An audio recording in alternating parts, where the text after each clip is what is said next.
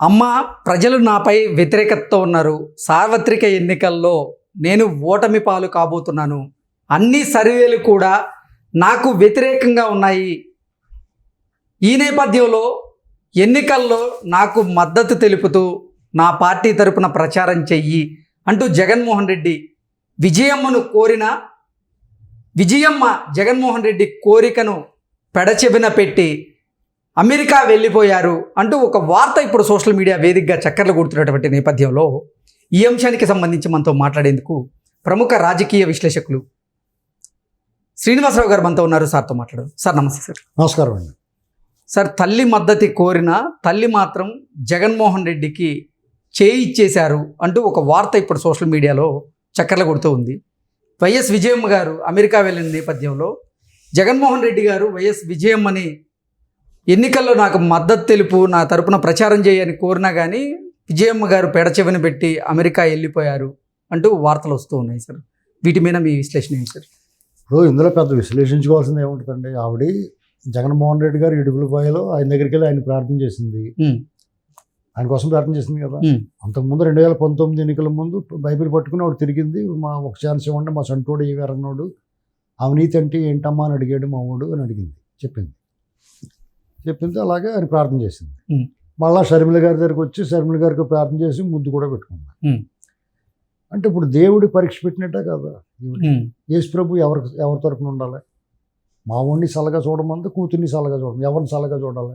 దేవుడు. వీళ్ళు ఎలాంటి వాళ్ళు అంటే దేవుడికి కూడా పరీక్ష పెడతారు వీళ్ళు. జగన్మోహన్ రెడ్డి గారు అడుగుతాడు, ఆవిడ ఏం మొహం పెట్టుకుని ఆయనకి సపోర్ట్ చేస్తుంది అందుకనే తప్పించుకోవడం. పైగా వాళ్ళకి ఎవరో ఒకరు కావాలి ప్రతి ఎలక్షన్. కానీ ఇక్కడ ఉంటే ప్రమాదం అనుకుని కూడా వెళ్ళిపోయి ఉండొచ్చు. ఓకే, ఎందుకంటే అకాలమని ఎవరో ఒకరు టికెట్ ఇచ్చి పంపించేసి వాళ్ళు మొదలెట్టేస్తారు. అందుకని ఆ భయం కూడా ఉంటుంది వాళ్ళకి. తల్లి పిల్ల లేదండి, ఎవరైనా ఒకటి ప్రతి ఆలోచనకు శవం కావాలి వాళ్ళకి. అవతాతల శవాలు వాడేద్దామని చూసారు కానీ అందరూ చెయ్యన్నారు. తప్పు వెళ్ళదని చెప్పి బూమరాంగ్ అయిపోయింది, రివర్స్ అయిపోయింది. ఇక మరి ఎవరో ఒకరిని వాడతారు ఎలక్షన్. అప్పటికి 30 మంది చనిపోయినట్టున్నారు కదా సార్. ఈ ఎలక్షన్ కూడా ఎవరో ఒకరిని వాడతారు. అందరూ జాగ్రత్తగా ఉండాలి సార్, దగ్గర వాళ్ళు కట్టాలి. డేంజర్. ఎందుకంటే అన్ని దారులు మూసుకుపోయి అని, ఏది గోదావరి తప్ప ఇంకేది మిగలలేదు, అన్నీ మూసుకుని. అతని సొంత ఏరియాలో 20 ఏళ్ల పైగా ఆదరించిన రాయలసీమ కూడా అతను సీకొడుతున్నారు. ఆల్రెడీ మనకి సంవత్సరం క్రితమే రిజల్ట్ వచ్చేసింది. 2 పట్టభద్రుల ఎమ్మెల్సీ ఎన్నికల్లోనూ టీడీపీ వాళ్ళు గెలిచారు భారీ మెజార్టీలతోటి. దీన్ని బట్టి మీరు అతనికి అర్థమైంది ఎలాగా ఏం చేయాలి. ప్రజలతో సంబంధం లేదు, ప్రజలు ఓటు వేయరు మనకి. ఏం చేయాలని విశ్వ ప్రయత్నం చేస్తున్నాడు. రకరకాల అబద్ధ ప్రచారాలు, ఫేక్ సర్వేలు, అడ్డగోల వ్యవహారాలు, ఫోన్ ట్యాపింగ్లు. చంద్రబాబు నాయుడు గారు లోకేష్ పాదయాత్ర తట్టుకోలేకపోయాడు. ఆ ఉధృతిని, చంద్రబాబు నాయుడు గారి పర్యటనని జనాల్లో విపరీతమైన రెస్పాన్స్ వచ్చేస్తుంది. దీన్ని అడ్డుకోవాలని దొంగ కేసులు పెట్టి లోపబెట్టారు. ఆ పైన ఉన్న వాళ్ళకి చెప్పి వాళ్ళ పర్మిషన్ తోటి వాళ్ళు కూడా ఒప్పుకున్నారు. వాళ్ళని నిప్పర్తలేం కాదు. ఇప్పుడు వాళ్ళు పొత్తెట్టుకున్నా కానీ వాళ్ళు తెలియకుండా ఏం జరగలేదు, వాళ్ళే పెట్టించారేమో కూడా. ఇలాంటి పరిస్థితుల్లో మొత్తం మీద అలాగైతే 53 రోజుల పాటు ఉన్నాడు. అది వాళ్ళకి ప్లస్ అయింది టీడీపీకి. చంద్రబాబు నాయుడు గారు అంటే తిరిగిన వాళ్ళు కూడా తెలిసిపోయింది. మీకు అంతేనండి, కర్రపాము గరిచేది వాళ్ళ కర్మ గుడిసేటిది అయిపోయింది. ఇప్పుడు కర్మ కాలితే కర్రపాము కరుతుంది అంటారు. అందుకనే జగన్మోహన్ రెడ్డి ఏం తలపెట్టినా రివర్స్ అవుతుంది.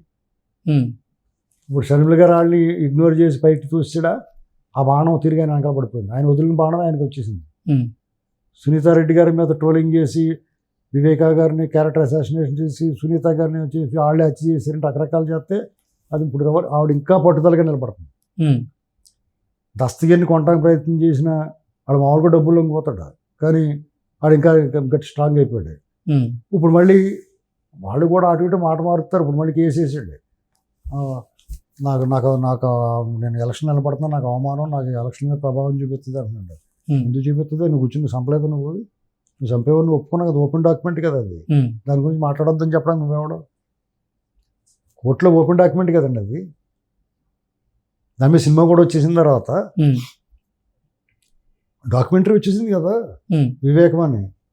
50 లక్షల మంది చూస్తారు ఒక చిన్న ఛానల్లో. ఇంకా మిగతా చోట్ల ఇంకో 50 లక్షలు, 1 కోటి మంది చూస్తారు అది. నువ్వు గుండెల మీద కూర్చుని గుండెల మీద గుద్దేయటం గట్రా చూడలేదా? నువ్వు నెప్పత్రా మాట్లాడతాబెట్టి పైగా నీకు సపోర్ట్ చేసి కూడా పోవడం మంది ఇంకా సిగ్గు లేకుండా. ఏంటండి ఇలాంటి సమాజం, మనం ఎలాంటి సమాజంలో ఉన్నాం మనం? ఇలాంటి పచ్చి నరహంతకులకి మేనేటర్స్ వీళ్ళందరూ. వాడు అప్రూవల్గా మారితే నువ్వు మంచివాడు అయిపోతావా? ఇది జగన్మోహన్ రెడ్డితో పాటు అతనికి కూడా నష్టమే. ఓ మంచి మేలు మాత్రం చేసాడు అతను. ఏంటి సార్? జగన్మోహన్ రెడ్డి బొమ్మ అంతా బయట పెట్టేసి ఒక వాంగ్మూలం ఇవ్వడం అనేటువంటి అతను చేసిన గొప్ప పని. అతని పాపం కొంచెం ప్రక్షాళన అవ్వడానికి అది ఉపయోగపడుతుంది. అందుకనే గవర్నమెంట్ వాళ్ళు కూడా న్యాయస్థానం అప్రూవర్గా మార్చి అతను కొంచెం వెసులుబాటు ఇచ్చారు. దానివల్ల ఎవరిని మిగతా వాళ్ళు చావులను ఆపగలిగాడు, లేకపోతే అందరినీ చంపిద్దరు. సీఎం గుట్టు ఒకడో, పాము గుట్టు ఒకడో చచ్చిపోతారు, ఒక్క కలిసి ఒకడో. మనం నమ్మాలి. తేనెటీగలు రథాలు తగలెట్టేసినాయి అంటే, ఉడతలు బయర్లు కొరికేసినాయి అంటే ఎలా నమ్మామో ఇది నమ్మాలి. అలా వాళ్ళు మూడేసాపరండి ఎలాగ ఉంటుంది. అందుకనే భయపడి ఆవిడ విజయలక్ష్మి గారు, మరి మీరు అంటున్నా నాకు తెలియదు, మరి వెళ్ళినట్టు మీరు అంటున్నారు కాబట్టి ఆవిడ వెళ్ళిపోయి ఉంటుంది. పైగా కొడుక్కి కూతురికి సమానంగా ప్రార్థన చేసి వెళ్ళిపోయింది. మీరు అల్లబడంటారు బాబు అని. ఏవైనా జగన్మోహన్ రెడ్డి గారికి ఎవ్వరూ మిగలరండి. ఓకే. ఎందుకంటే నీ బుద్ధి వక్రం, నీ ఆలోచన సరిగ్గా లేదు, నీ ప్రౌడ్, అతిశయం, ఆడంబరం, కనిపించిన క్రూరత్వం, డాక్టర్ జకిల్ అండ్ హైడ్లాగా పైకి ఒకలాగా లోపల ఒకలాగా, ప్రపంచానికి ఏమో అమాయకుల్లాగా ఏమైనా నిర్రోళ్ళే కనపడుతుంటారు, లోపలికి వెళ్తే అసలు స్వరూపం చెప్తారు. ఇవన్నీ చూసిన తర్వాత నాయకులు ఎవడ కూడా నిలబడతలేదు కదా. 6 ఎమ్మెల్సీలు, ఇంకా 3 నాలుగు టైం ఉంది, వదిలేసి వచ్చేసారు. ఎందుకు వచ్చేస్తున్నారు? ఇప్పుడు ఎలక్షన్ అయిపోయిన తర్వాత ఇంకో పార్టీలోకైనా మారిపోయి అప్పుడన్నా మారచ్చు పార్టీ, కానీ ఎలక్షన్ ముందే మారిపోవచ్చు. ఇచ్చి నాకు ఉద్రబాబుని పోతున్నారు. నీతోటి ఉంటే అవమానంగా ఫీల్ అవుతున్నారు. నువ్వు టికెట్లు ఇచ్చిన ఎంపీలు ఇంకో పార్టీలో పోతున్నారు. ఎవరు మిగులుతారు? అంటే పార్టీకి సంబంధించినటువంటి నేతలు వెళ్తే ఒక ఎత్తు, సొంత తల్లే వెళ్ళిపోయారు కదా సార్. అంటే అసలు కొడుకు కోరికను కూడా కాదని కొడుకు దగ్గరికి వెళ్ళారు. అంటే షర్మిల గారి కొడుకు దగ్గరికి వెళ్ళిపోయారు విజయమ్మ అంటూ కూడా కొన్ని వార్తలు వస్తున్నాడు. ఎవరి దగ్గరికి వెళ్ళినా వెళ్ళకపోయినా మొత్తమే జగన్మోహన్ రెడ్డి అయితే వద్దనుకుని దూరంగా ఉంది, అది మాత్రం వాస్తవం. అలాగే షర్మిల గారు కూడా దూరంగా ఉంది. ఇక ఆయనకి ఇప్పుడు ఇది చూపిస్తాడు, నేను ఒక్కడిని అయిపోయాను, అనాథ బాలుడిని అని చెప్తాడు. ఓకే, అది కూడా ఒక సింపతిగా మార్చుకునే అవకాశం ఉందంటారా? మీకు ఇంక జాలి పడరండి. ఎన్నాళ్ళు జాలి పడతారు? ఇవన్నీ యాక్షన్ రా బాబు అనుకుంటున్నారు, అసహించుకుంటారు. ఒక సమ్ ఎక్స్టెంట్ వరకు చూస్తారు. ఇప్పుడు ముందు ఎవడన్నా ఏడుతున్నాడు అనుకోండి, ఏంట్రా బాబు ఎందుకు ఏడుతున్నావు అని అడుగుతారు. ఇంకా గట్టిగా ఏడ్చేటప్పుడు నోర్మే అని అంటారు. ఇంకా ఏడితే డెక్మేల్ అవుతారు, అనే కదా. అంతే, అదే జరుగుతుంది.